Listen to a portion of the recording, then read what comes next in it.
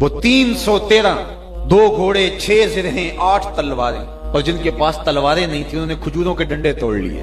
یہ اللہ کے مجاہد تھے، چلے تھے جنگ کرنے. کیسے رنگ تھے، کیسا جمال تھا ان کا. ان کے جذبوں کو دیکھ کر کے ہی میرے حضور نے کہا اللہم ان تہلک هذه الاصحابہ لم تعبد فی الارض ابدا.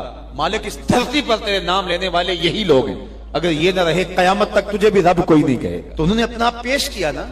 میں اور آپ دیکھیں کہ ہم کھڑے کہاں ہیں، اور ہم جو بدر اور احد کے شرکاء پر کرم نوازی ہوئی وہ طلب کرتے ہیں. اتریں فرشتے ہماری مدد کے لیے. جب حضور نے اعلان نبوت کیا، آپ جانتے ہیں کہ پورے قریش اور کفار حضور اور حضور کے غلاموں پہ ٹوٹ پڑے. طرح طرح کی اذیتیں، پریشانیاں، دکھ، مصیبتیں، مقاومتیں، مخالفتیں، نکتہ چینیاں، ناموافق حالات کے جکڑ، کیا کچھ نہیں تھا جو حضور نے سہا نہ ہو. راہوں میں کانٹے بھی بچھائے گئے، گڑے بھی کھودے گئے، کوڑے بھی پھینکے گئے، اور طرح طرح کی اذیتیں دی گئیں، آوازیں کسے گئے. حضور کے غلاموں کو مشق ستم بھی بنایا گیا. تپتے ہوئے سنگریزوں پہ حضرت بلال حبشی کو کھینچا گیا. تپتے ہوئے کوئلوں پہ ان کو لٹایا گیا. حضرت سمیہ کو مکہ المکرمہ کے ایک چوک میں ابو جہل نے قتل کیا. یہ اسلام کی پہلی شہیدہ ہے جن کے خون سے مکے کی سرزمین لالہ زار بنی. حضرت عمار ابن یاسر کی والدہ حضرت سمیہ رضی اللہ تعالی عنہا، ان کے خون سے مکہ لالہ زار ہوا.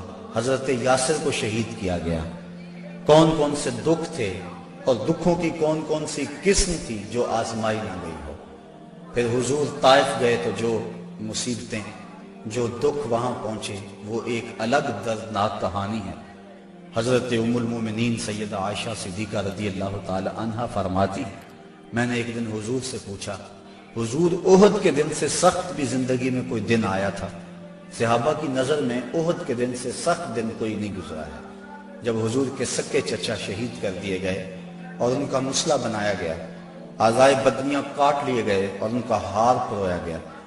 حضور کے سر پہ پٹی بندھی ہوئی تھی، آنکھوں میں آنسو تھے، اور بار بار پوچھتے تھے ما فعل امی، میرے چچا کی کہانی سناؤ، میرے چچا کی بات سناؤ. تو یہ سخت ترین دن تھا. تو عرض کی حضور کیا احد کے دن سے سخت دن بھی کبھی زندگی میں آیا؟ فرمایا ہاں عائشہ، جب طائف کے بازاروں میں تیری قوم نے مجھے پتھر مارے تو یہ دن احد کے دن سے بھی سخت تھا. ان کے 3 سرداروں کے پاس حضور پیغام حق لے کر گئے. ان کی ہمدردی کا جذبہ لے کر حضور تشریف لے گئے، لیکن انہوں نے حضور کی دعوت کو مسترد کر دیا، بلکہ اوباشوں کے ہاتھوں میں پتھر دیے. اور حضور جب واپس ہونے لگے تو ان کو 2 رویا کتاروں میں کھڑا کر دیا. وہ حضور کے پاؤں پہ پتھر مارتے تھے. حضور پاؤں اٹھاتے تو وہ دوسرے پاؤں پہ پتھر مارتے. شدت درد اور احساس کرب سے جب حضور بیٹھ جاتے تو ان کے 2 گنڈے آگے بڑھتے، حضور کو کندھوں سے پکڑ کر اٹھاتے اور پھر پتھر مارتے. فرمایا عائشہ، یہ دن احد کے دن سے بھی سخت تھا جب طائف کے بازاروں میں تیری قوم نے مجھے پتھر مارے تھے. شاب ابی طالب میں جو 3 سال کاٹے، بھلا اس کو تاریخ کیسے بھول سکتی ہے؟ درختوں کے پتے کھا کھا کے گزر اوقات ہو رہی ہے. عورتوں کی چھاتیوں سے دودھ خشک ہو گئے. 3 سال سماجی بائیکاٹ کفار نے کر دیا اور غلہ تک نہ پہنچنے دیا، وہاں پانی نہ پہنچنے دیا جاتا. اور وہ 3 سال دکھوں کی، اذیتوں کی ایک داستان ہے جو رقم ہوئی، لیکن پائے استقلال میں لرزش نہیں آنے پائی. جن کے مقاصد جلیل ہوں، راستے کی سختیاں ان کے قدموں کو روک نہیں سکتی ہیں. تکلیفیں، اذیتیں، مقاومتیں، دکھ، رکاوٹیں ان کے راہوں کو ختم نہیں کر سکتی، اور ان کے اٹھنے والے قدم آگے ہی بڑھتے رہتے ہیں. وہ تو پیچھے مڑ کے دیکھنا بھی توہین جستجو سمجھتے ہیں. تو راہ نورد شوق ہے منزل نہ کر قبول، لیلا بھی ہم نشیں ہو تو محمل نہ کر قبول. وہ تو آگے بڑھنا ہی زندگی کا حسن اور زندگی کا زیور سمجھتے ہیں. میرے اور آپ کے آقا و مولا صلی اللہ علیہ وآلہ وسلم نے سارے دکھ سہے، سارے غم جھولی میں ڈالے، ساری تکلیفیں سہی، زبان سے بد دعا بھی نہیں دی. طائف کے بازاروں میں جب یہ اذیت ناک مراحل سے گزرے اس وقت جو 7 صحابہ تھے انہوں نے عرض کی حضور ان کے لیے بد دعا بول دیں. فرمایا میں رحمت بن کے آیا ہوں, میں زحمت بن کر نہیں آیا. لیکن ان کا پہم جب اسرار ہوا تو حضور نے ہاتھ اٹھا دیے.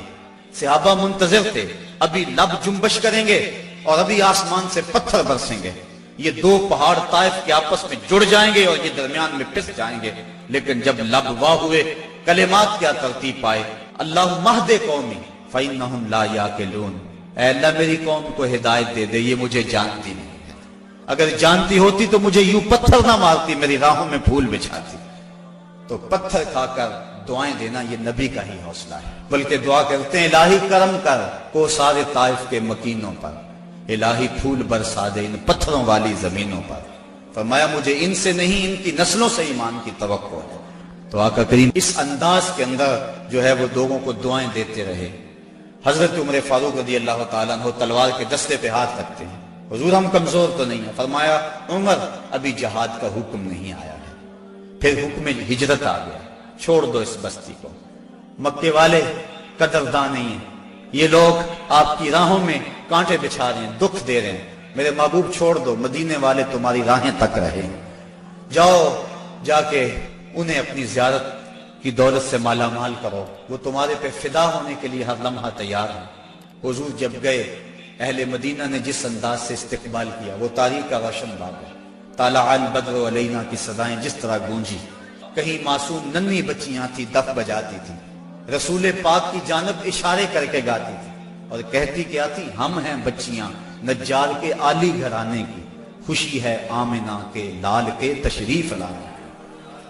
عجیب ماحول تھا, مدینہ چمک رہا تھا, ہر گھر میں خوشی تھی.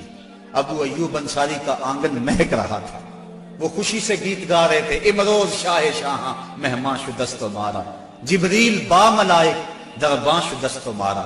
لوگوں آج شاہوں کا شاہ ہمارے گھر کا مہمان بنا ہوا ہے, جبریل بھی فرشتوں کو لے کر آج ہمارے گھر کا پہرا دے رہا ہے. کیسا ماحول تھا.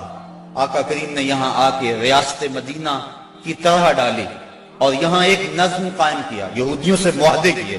کفار مکہ کو یہ سب کچھ ایک آنکھ نہ بھایا.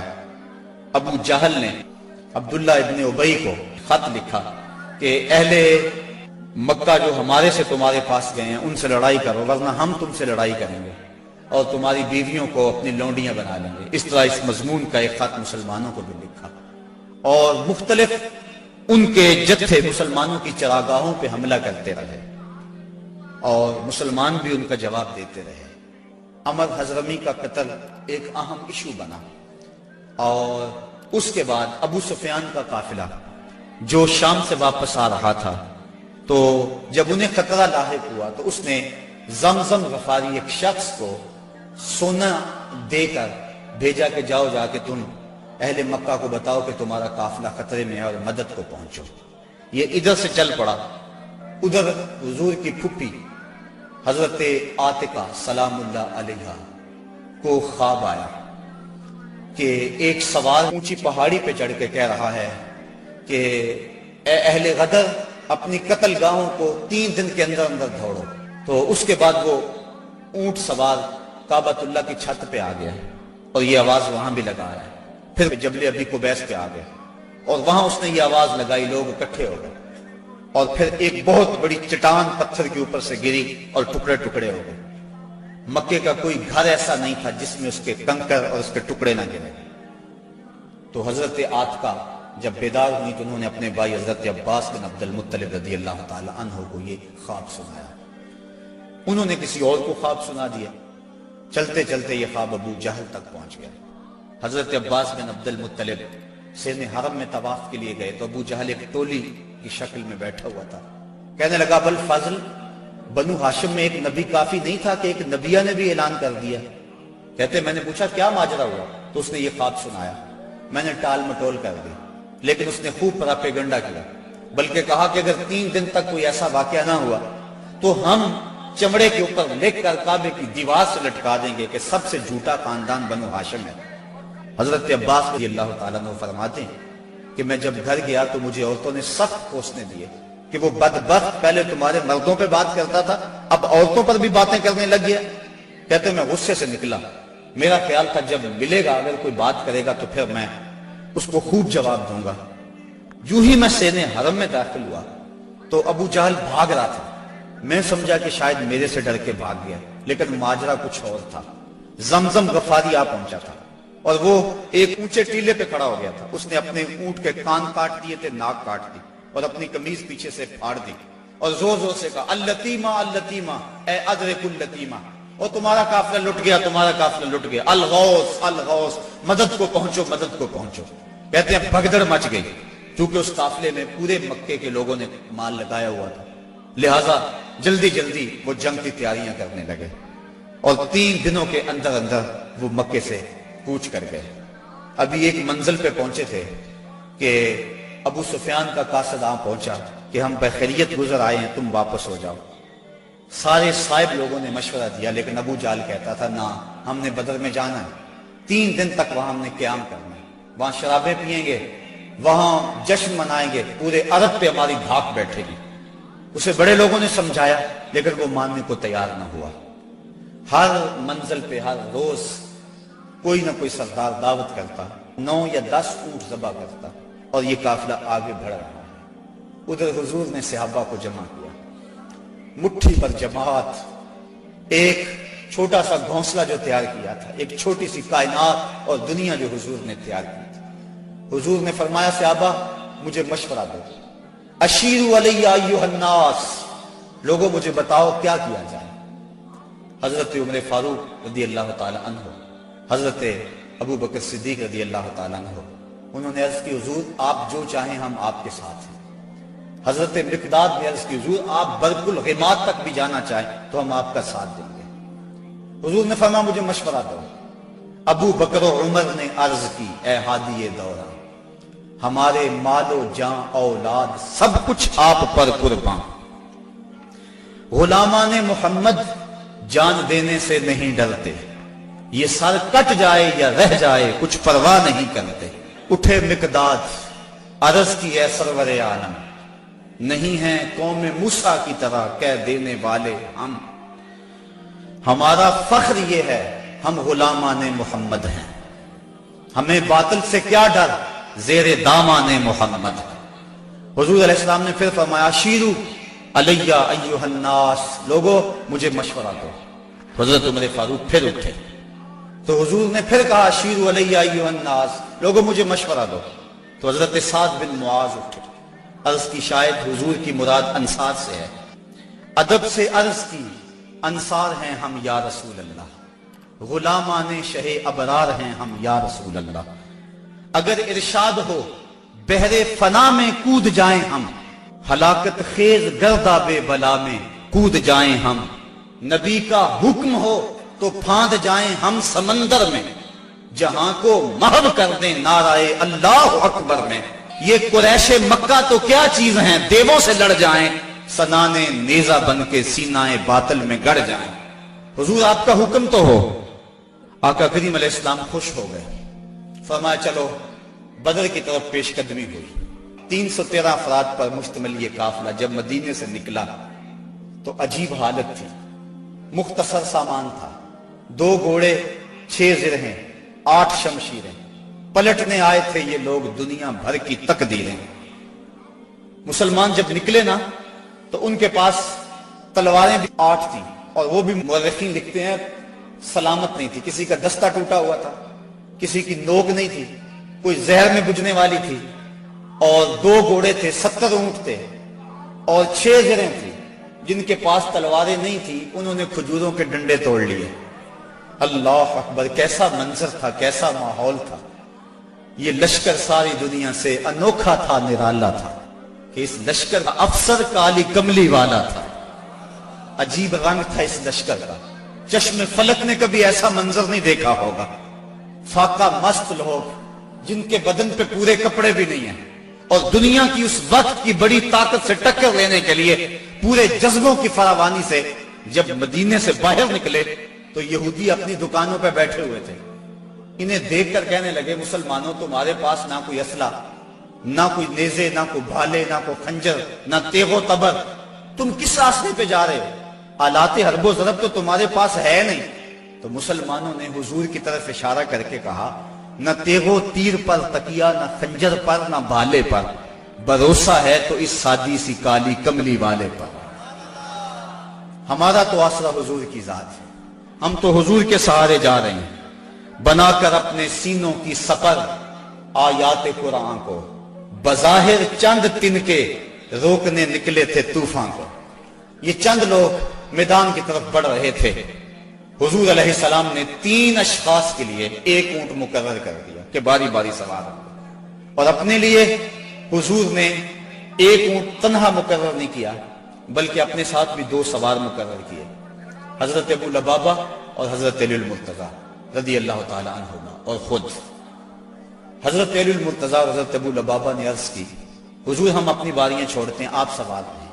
فرمایا نہ تو تم میرے سے طاقتور ہو کہ تم چل سکتے ہو پیدل، میں نہیں چلتا، اور نہ مجھے ثواب سے بے نیازی ہے کہ ثواب تمہیں چاہیے مجھے نہیں چاہیے۔ فرمایا اپنی باری پہ تم سوار ہوگے، اپنی باری پہ میں سوار ہوں گا۔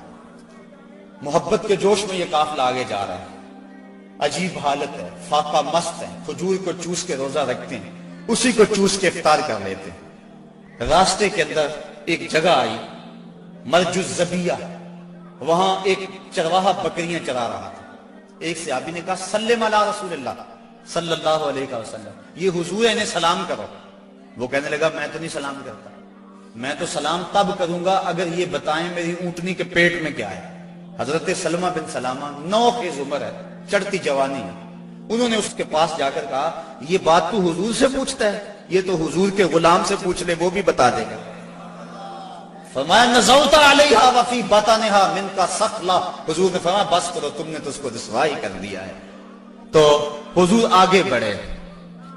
اب جب حضور وہاں پہنچے تو کافروں نے پہلے ہی اونچی جگہ پہ پتھریلے علاقے میں پڑاؤ ڈال لیا ہوا تھا، وہاں انہوں نے اپنے خیمے گاڑ لیے تھے، اور جس سمت حضور تھے یہ علاقہ نشیبی تھا اور ریت تھی، چلتے ہوئے پاؤں دھنستے تھے اور چلنا مشکل ہو رہا تھا، سخت گرمی، 17 رمضان۔ حضور علیہ السلام وہاں پہنچے، حضرت سعد نے عرض کی حضور اگر تو اللہ کا حکم ہے یہاں خیمے گاڑنے کا تو میں کچھ نہیں عرض کروں گا، لیکن اگر آپ رائے لینا چاہیں تو میرا خیال ہے ان کنووں کے آگے ہم اپنے خیمے نصب کر لیں تاکہ یہ کنویں ہماری پشت پہ چلے جائیں، اور ان کنووں کو پاٹنے بند کر دیں۔ تھوڑا تھوڑا پانی تھا کنووں میں اور وہ بھی بہت نیچے۔ اب جب حضور وہاں پہنچے، یہاں مورخ اسلام افی جلندری نے وادی بدر کی فریاد کو بیان کیا ہے۔ وادی بدر نے جب اپنے دامن میں اترتے ہوئے ان مقدس مہمانوں کو دیکھا تو وادی بدر نے اللہ سے فریاد کی۔ سنو بدر نے کیا کہا، الہی کیا خبر تھی، ایک دن ایسا بھی آئے گا کہ تیرا ساقی کوثر یہاں تشریف لائے گا۔ خبر کیا تھی، یہاں تیرے نمازی آ کے ٹھہریں گے، شہید آرام فرمائیں گے، غازی آ کے ٹھہریں گے۔ مالک مجھے پتا ہوتا طوفان نوح میرے اوپر سے گزرا تھا، میں کوئی پانی جمع کر رکھتی، آج ان غازیوں کو، ان مجاہدوں کو میں پانی پیش کرتی، میں شبنم کے قطرے جمع کرتی رہتی، اور آج تیرے رسول کے غلاموں کو وہ پانی پیش کر دیتی۔ مجھے کیا پتا کہ میرے بھی مقدر جاگیں گے، تیرا ساقی کوثر یہاں جلوہ گر ہوگا، تیرے محبوب کے پیارے قدم اس خاک پہ آئے، الہی حکم دے سورج کو اب آتش نہ برسائے، میرے مالک سورج کو کہہ دے اب یہ تو نہ آگ برسائے، تیرے محبوب کے قدم اس دھرتی پہ آگے ہیں، اور میرے دامن سے جب تیرے محبوب کے غلاموں کو ہوائے گرم آئے گی تو مجھ کو رحمت للعالمین سے شرم آئے گی، یا اللہ میری فریاد پوری کر لے۔ اس وادی نے فریاد کی اور دعا کرتے ہوئے وادی نے کہا برائے چند ساعت ابر باران بھیج دے یا رب، برائے چند ساعت ابر باران بھیج دے یا رب، بہاراں بھیج دے یا رب، بہاراں بھیج دے یا رب۔ وادی نے یہ دعا کی، دعا صحرا نے مانگی، دام نے امید پھیلا کر، یکا یک ابر باران آسماں پر چھا گیا آ کر، مدینے کی بلندی سے جو رحمت کی گھٹا اٹھی تو استقبال کو فردوس کی ٹھنڈی ہوا اٹھی۔ عجیب منظر بن گیا، اچانک بارش برسنا شروع ہو گئی، اور یہ نشیبی علاقے کے اندر جو ریت تھی وہ جم گئی اور حوض پانی سے بھر گیا، اوپر کیچڑ ہو گیا، وہ چلتے ہیں تو ان کے پاؤں پھسلتے ہیں اور یہاں پاؤں جمنے لگے۔ یہ اللہ کی پہلی مدد تھی جو بدر میں مسلمانوں کو پہنچی۔ رات ہوئی، کفار نے عیش و نشاط کی بزم سجائی، لونڈیاں ساتھ آئی تھیں اور گانے والی عورتیں ساتھ تھی جو گا گا کے ان کو داد عیش دیتی تھی، اور شرابوں کے جام لڑائے جانے لگے۔ ادھر فاقہ مستوں کی یہ مٹھی بھر جماعت، حضور کے لیے مسجد عریش بنائی گئی، ایک چھپر تیار کیا گیا۔ حضرت ابوبکر صدیق رضی اللہ تعالیٰ عنہ حضور کے پیرے کے لیے کھڑے ہو گئے۔ فرماتے ہیں ساری رات حضور نے سجدوں میں، قیام میں اور رکوع میں گزار دی۔ ساری رات اللہ کی بارگاہ میں روتے رہے اور اللہ کی بارگاہ میں عرض کرتے رہے، اللہم ھذا قریش اقبلت بخیلائھا وفخرھا تحادک وتکذب رسولک اللہم فنصرک الذی وعدتنی۔ اے اللہ، یہ قریش بڑے فخر سے آئے ہیں، تجھے بھی جھٹلاتے ہیں، تیرے رسول کی بھی تکذیب کرتے ہیں، میرے مالک جو میرے سے وعدہ کیا ہے وہ وعدہ پورا کر دے۔ حضرت ابوبکر صدیق رضی اللہ تعالیٰ عنہ فرماتے ہیں حضور کی چادر انور سر سے سرک کے کندھوں پہ آ جاتی اور کندھوں سے سرک کے حضور کی کمر پہ آ جاتی، اور میں حضور کی چادر دوبارہ سر پہ دیتا اور عرض کرتا بس کرو یا رسول اللہ، بس کرو، اللہ کی مدد آ جائے گی، بس کرو۔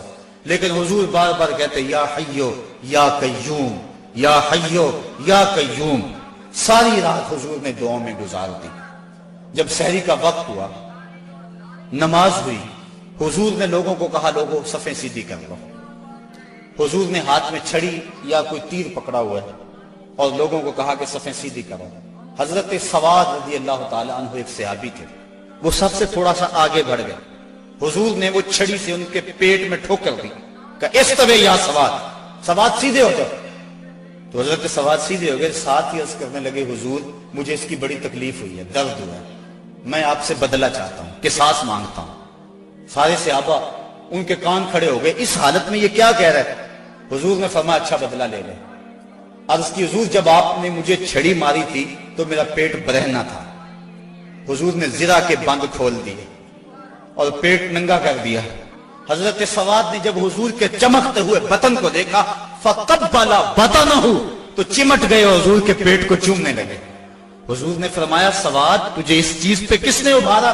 عرض کی حضور منظر آپ کے سامنے ہے، میں اس لیے یہ کام کیا ہے کہ آخری وقت میرا بطن آپ کے بطن سے چھو جائے۔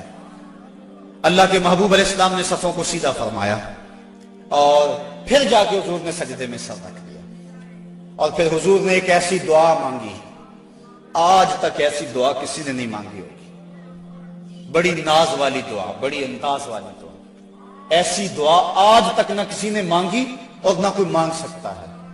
حضور نے پیشانی سجدے میں رکھ دی، آنکھوں میں آنسو ہیں، یہ فاقہ مست لوگ کتاروں میں کھڑے ہیں، ادھر کفار شرابوں کے نشوں میں دھت للکار رہے ہیں، حل میں مبارزن، آؤ ہمارے مقابلے میں۔ حضور علیہ السلام صحابہ کو صفوں میں کھڑا کر کے آپ پیشانی کو مسجد عریش کی ریت پہ رکھ دیا اور آنکھوں میں آنسو ہیں، اور حضور نے جو دعا کی لفظ سنی، کہا یا رب ان تہلک ہذہ العصابہ لن تعبد فی الارض ابدا۔ میرے مالک میں نہیں کہتا ان کو بچا لے، لیکن دیکھ اس دھرتی پہ تیرا نام لینے والے یہی 313 ہیں۔ میرے مالک اگر یہ نہ رہے تو قیامت تک تجھے بھی رب کوئی نہیں کہے گا، بس یہی 313 ہیں، یہی تیرے نام لیوا ہیں۔ اگر اغیار نے ان کو جہاں سے محو کر ڈالا، قیامت تک نہیں پھر کوئی تجھ کو پوجنے والا۔ الہی عہد لیلۃ المعراج پورا کر، محمد سے جو وعدہ ہو چکا ہے آج پورا کر۔ اللہم ان تہلک ہذہ العصابہ لن تعبد فی الارض ابدا۔ اے اللہ اگر یہ نہ رہے تو قیامت تک تجھے بھی رب کوئی نہیں کہے گا۔ یہ لفظ حضور کی زبان پہ تھے اور چادر سرک کے کندھوں پہ آ گئی، کندھوں سے سرک کے کمر پہ آ گئی۔ حضرت ابوبکر صدیق کہتے ہیں بس کرو یا رسول اللہ، حسبک یا رسول اللہ، حسبک اللہ یا رسول اللہ، حضور اللہ کافی ہے آپ کو۔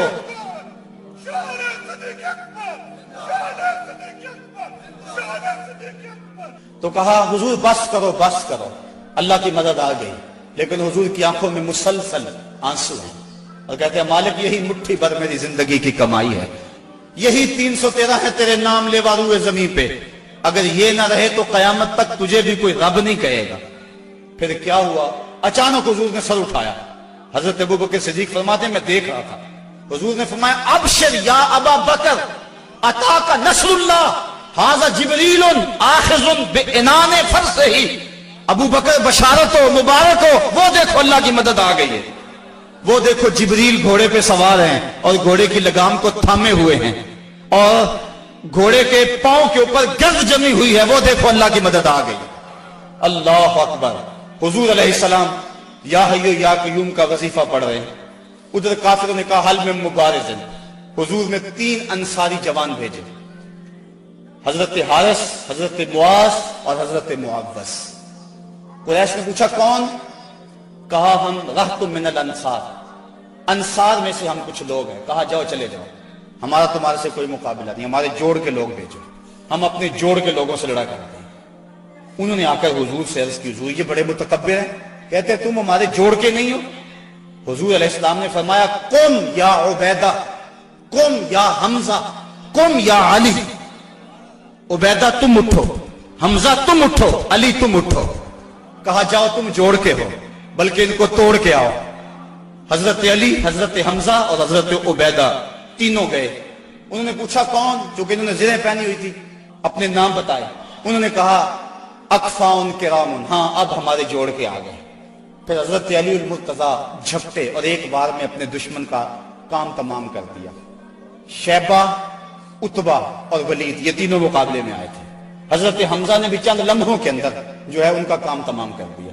حضرت عبیدہ بوڑھے تھے، ان کی پنڈلی کٹ گئی اور پنڈلی سے جو ہے وہ گودا باہر آ رہا تھا، اور حضرت حمزہ اور حضرت علی آگے بڑھے اور ان کی مدد کی اور ان کے دشمن اور مقابل کو قتل کیا۔ حضرت عبیدہ کی آنکھیں کچھ ڈھونڈ رہی ہیں، پھر اچانک حضور نظر آئے تو وہاں گھسیٹ کے آپ کو حضور کی طرف کرنے لگے۔ آقا کریم نے دیکھا تو جلدی جلدی آئے۔ حضرت عبیدہ نے اپنا سر حضور کے قدموں پہ رکھ دیا اور کیا کہا؟ کہا حضور کیا میں شہید نہیں ہوں؟ تو حضور نے فرمایا اشہد انک شہید، میں گواہی دیتا ہوں تم پکے شہید ہو۔ پھر حضور کے قدموں پہ سر رکھا ہوا تھا کہ حضرت عبیدہ کی روح پرواز کر گئی۔ گر وقت اجل سر تیری چوکھٹ پہ دھرا ہو، جتنی ہو قضا ایک ہی سجدے میں ادا ہو، مزہ سردار مرندہ انج آؤندہ، میت یار دے بوئے تے پئی ہو دے۔ حضرت حارثہ رضی اللہ تعالیٰ عنہ ایک صحابی، ان کو تیر لگا، وہ شہید ہو گئے۔ ذرا منظر دیکھیے بدر کا۔ ان کی ماں کو پتا چلا میرا بیٹا شہید ہو گیا، وہ حضور کی خدمت میں حاضر ہو گئے اور عرض کرنے لگی حضور مجھے بتائیں کہ میرا بیٹا جنت میں گیا یا نہیں گیا، اگر وہ جنتی ہے تو پھر میں صبر کروں گی، نہیں تو میں بین کروں گی، واہ ویلا کروں گی۔ حضور علیہ السلام نے جو جواب دیا سنیے کیا خوبصورت جواب تھا۔ حضور نے فرمایا آبا حبلت یا امہ حارثہ، حارثہ کی امی تجھے کیا ہو گیا ہے؟ جنت ایک نہیں ہے، جنت اللہ نے کئی بنائی ہیں، اور انا ابنا کا اصحاب الفردوس الاعلی، اور تیرا بیٹا حارثہ جنت کے سب سے اونچے درجے فردوس میں ہے۔ تو جب اس نے یہ بات سنی نا تو وہ خوشی سے جھومنے لگی، اس نے کہا بخ بخ لکا یا حارثہ، حارثہ واہ واہ مبارک ہو تجھے، تو جنت کا راہی بن گیا ہے۔ اللہ اکبر۔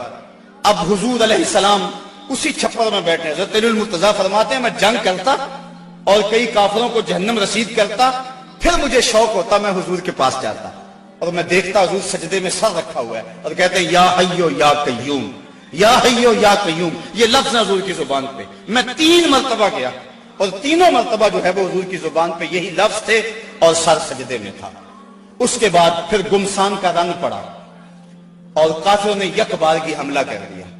حضرت علی المرتضیٰ سے روایت ہے، فرماتے ہیں جب سب نے یک بارگی حملہ کیا نا تو ہم نے کیا دیکھا کہ حضور بھی اٹھ کے آ گئے۔ اللہ اکبر۔ فلک سہما ہوا تھا کافروں کی چیرہ دستی سے، زمین شک ہو رہی تھی غلبہ باطل پرستی سے، مگر جب کملی والا آ گیا اٹھ کر مسلح سے، خدائی ہو گئی محفوظ کافروں کے حلے سے، صدائے نعرہ تکبیر سے تھرا اٹھی وادی، کہ امت کے ضعیفوں کی مدد کو آ گیا ہادی، نہتوں کو سہارا مل گیا دستے پیمبر سے، زمانہ گونج اٹھا نعرہ اللہ اکبر سے، فضا میں ہر سمت لہرا گیا اسلام کا جھنڈا، برائے اہل عالم امن کے پیغام کا جھنڈا۔ حضور مصلی سے اٹھ کر میدان میں آ گئے، فرماتے ہیں کہ میں نے دیکھا کہ کافروں پر سب سے بڑھ کر جو آگے حملہ کرتا تھا وہ اللہ کے رسول صلی اللہ علیہ وسلم۔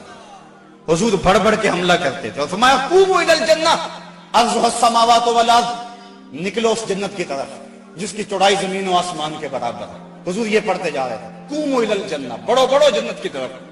ایک صحابی تھے اللہ اکبر، وہ کہنے لگے بخن بخن یا رسول اللہ عرضها السماوات والارض، واہ واہ حضور کیا جنت کی چڑھائی زمین و آسمان کے برابر ہے؟